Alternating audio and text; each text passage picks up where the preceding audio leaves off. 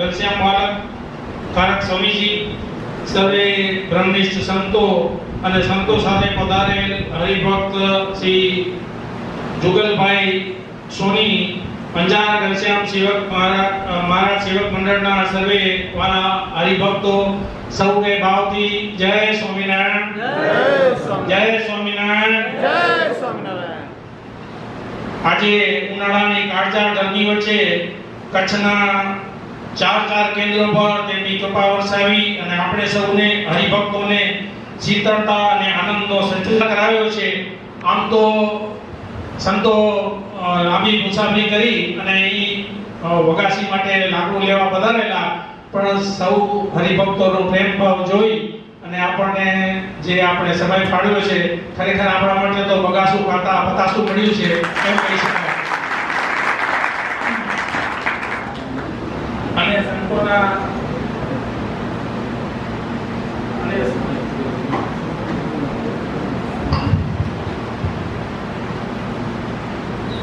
અને સંતોના ઘર બેઠે દર્શન માત્રથી સંતો જે માત્ર શીતળતા જ નહીં પણ ઘણું બધું આપણને આપે છે. આપણને સત્સંગની શિક્ષા આપે છે, સત્સંગ કરાવે છે અને આપણે સાચા માર્ગે દોરી જાય છે. કોઈ પણ આપત્તિ હોય, રોગ હોય કે અનેક સમસ્યાઓ સામે લડવા માટે શક્તિ અને હિંમત આ સંતો જ આપણને આપે છે. અને સમાજમાં હોય કે પરિવારમાં સારા કાર્ય કરવાની પ્રેરણા આપી આપણને સૌને મોક્ષનો માર્ગ બતાવે છે. આજે અહીં સંતો પધાર્યા છે ત્યારે હું સૌપ્રથમ અંજાર ઘનશ્યામ મહારાજ સેવક મંડળના અગ્રણી શ્રી દીપકભાઈને વિનંતી કરું કે દીપકભાઈ આપણે પધારો અને પરમ પૂજ્ય સદગુરુ સાત્વિક સ્વામીજીનું ફૂલહારથી સ્વાગત સન્માન કરશો.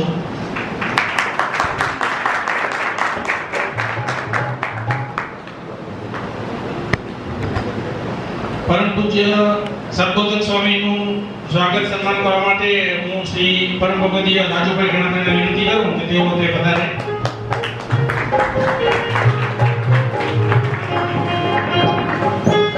ઘનશ્યામ મહારાજની પરમ પૂજ્ય ઘનશ્યામ પ્રેરક સ્વામી સન્માન કરશે શ્રી માંડલિયા સાહેબ, વિનોદભાઈ માંડલિયા સાહેબ વિનંતી કરું તેઓ તે પધારે.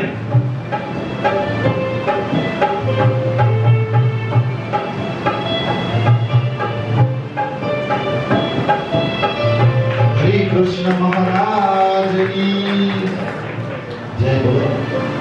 સંતો સાથે પધારેલા શ્રી જુગલભાઈ સોનીનું ફૂલહારથી સ્વાગત કરશે પરમ ભગવદીય શ્રી હિતેશભાઈ. સહજાનંદ સ્વામી મહારાજની જય. આપણે સંતોનું ફૂલહારથી સ્વાગત કર્યું. હવે શબ્દોથી સ્વાગત કરવા માટે હું પરમ ભગવદીય શ્રી દીપકભાઈ ઠાકરને વિનંતી કરું કે તેઓ સર્વેનું શબ્દોથી સ્વાગત કરશે. સુલભી જય સ્વામિનારાયણ. જય સ્વામિનારાયણ. આવી કાળઝાળ ગરમીમાં આવી શીતળતાનો અહેસાસ કરાવે જે પ્રકાશભાઈ વાત કરી એ ખરેખર આપણા માટે એક અલૌકિક અમૂલ્ય લાભ છે. સ્વામી અહીંયા કાલે ભચાઉ પધાર્યા ત્યાર પછી આપણે એમને વિનંતી કરી અને હૃદયપૂર્વક લાગણીથી એ કરીને થોડો આગ્રહ પણ કર્યો કે અમારું અંજાર એક કેન્દ્ર રહી જાય તો સ્વામી અમને થોડું અન્યાય જેવું લાગે છે. અને સ્વામીએ ખૂબ આપણા ઉપર કૃપા કરી, આપણા ઉપર પ્રેમ દેખાડી અને ખૂબ જ વ્યસ્ત સમયની વચ્ચે આપણા માટે આ 1 કલાકનો સમય આપ્યો છે.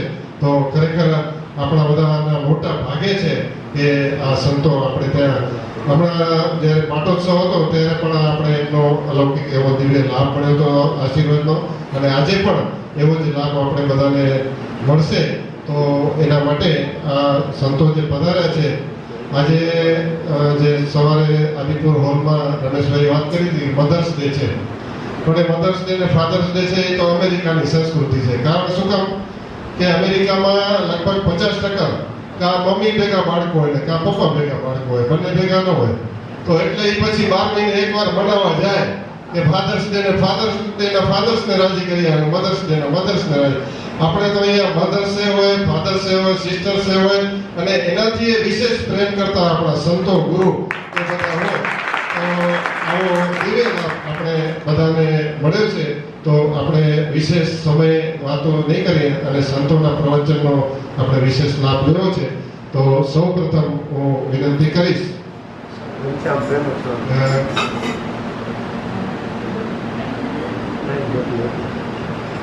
સૌપ્રથમ હું વિનંતી કરીશ સદબોધક સ્વામીને આપણે બધાને એમની જે અલગ જ ટાઈપની એમની જે વિશેષ શૈલી છે એમાં આપણે બધાને વિશેષ લાભ આપશે. સહજાનંદ સ્વામી મહારાજ.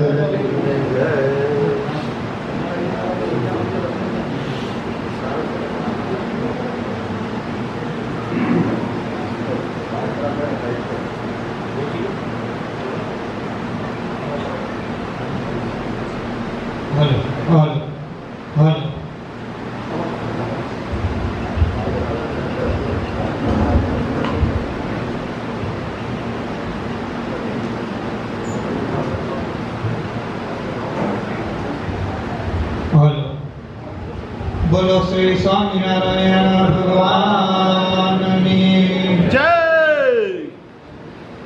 હમણાં સભાપતિએ કીધું કે કાળજા ગરમી છે એટલે કદાચ તમને ગરમી હશે તો બોલી મગજની ગરમી નહીં પણ આ દેહની ગરમી હોય કદાચ એટલે જય બોલવામાં કદાચ ગડબડ થતી હોય તો આજુબાજુની સોસાયટીમાં ખબર પડે કે સંતો છે કણભાથી અંજાર પધાર્યા છે તો એવી આપણે જય બોલીએ. બોલો શ્રી સ્વામિનારાયણ ભગવાનની સર્વ અવતારી ઈષ્ટદેવ ભગવાન શ્રી સ્વામિનારાયણ.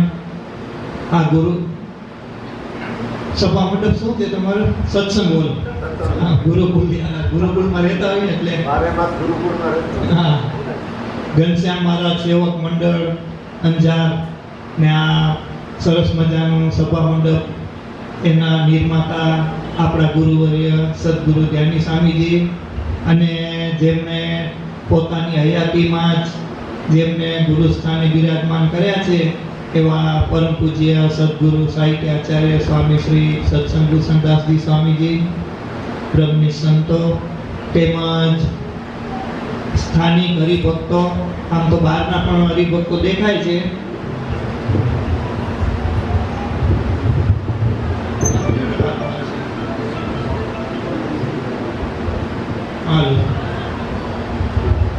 માઇક છે ને એટલે ઉપાધિ છે, દિવ્ય હોય તો વાંધો ના આવે.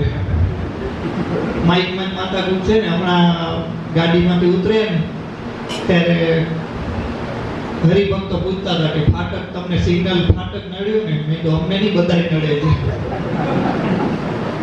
છે ને. એવું જ છે ને.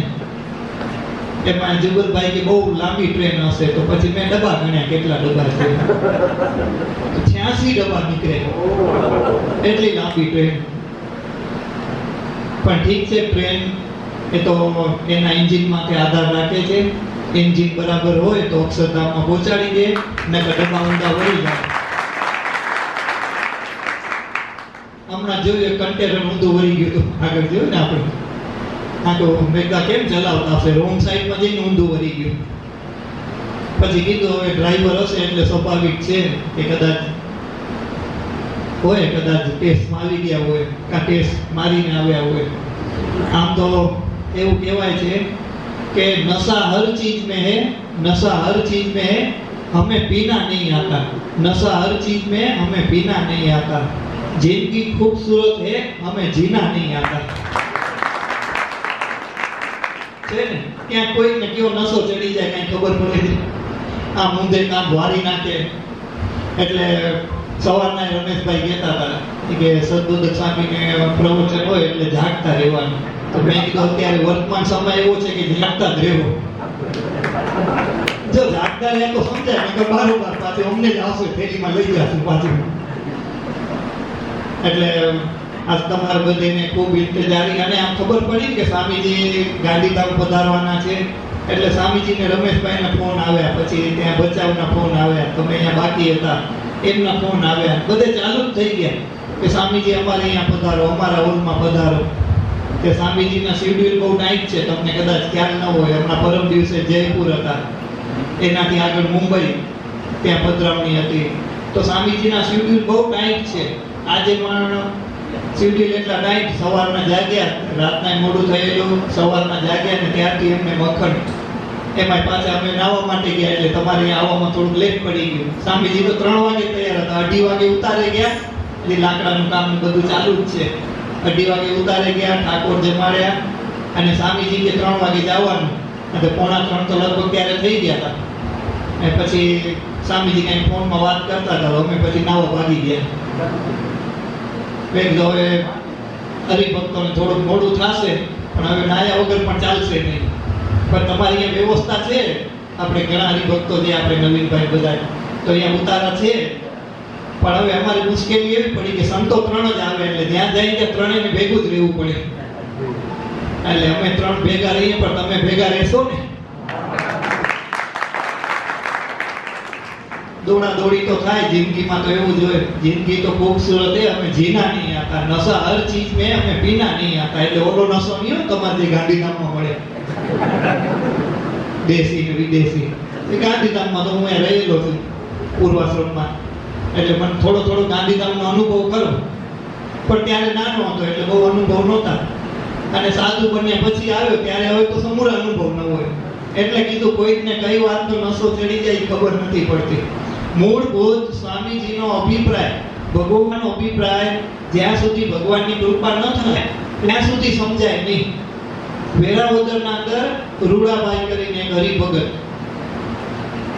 મહારાજ પાસે સેવામાં આવ્યા. હવે એ વખતે ગઢપુર મંદિરનું કામ ચાલુ હતું અને રૂડાભાઈ પાસે સરસ ભાવનગરી બળદ ગાડું. એટલે મહારાજે રૂડાભાઈને પૂછ્યું કે આ બળદ ગાડું કોનું છે? તો રૂડાભાઈ કે મારું છે. વળી બીજી વાર પૂછ્યું કે આ બળદ ગાડું કોનું છે? તો કે મહારાજ મારું છે. પછી મહારાજ ત્રીજી વાર પૂછ્યું કે આ બળદ ગાડું કોનું છે? તોય રૂડાભાઈ સમજી શક્યા નહીં કે મહારાજ શા માટે પૂછે છે. પછી મહારાજ કે ભલે જાઓ ત્યારે. એટલે રૂડાભાઈ તો ઉતારી ગયા. પછી પ્રસાદ લઈ અને બ્રહ્મચારી બાજુમાં ઉભા હતા ને એમને આ સાંભળ્યું હતું. એટલે બ્રહ્મચારી મહારાજે કીધું કે રૂડાભાઈ તમે મહારાજનો અભિપ્રાય સમજી ન શક્યા. મહારાજે શું કીધું? તો કે મહારાજ શું કીધું? મહારાજે તમને 3 વાર પૂછ્યું કે આ બળદ ગાડા કોના છે? તો તમે એમ કીધું મારા છે.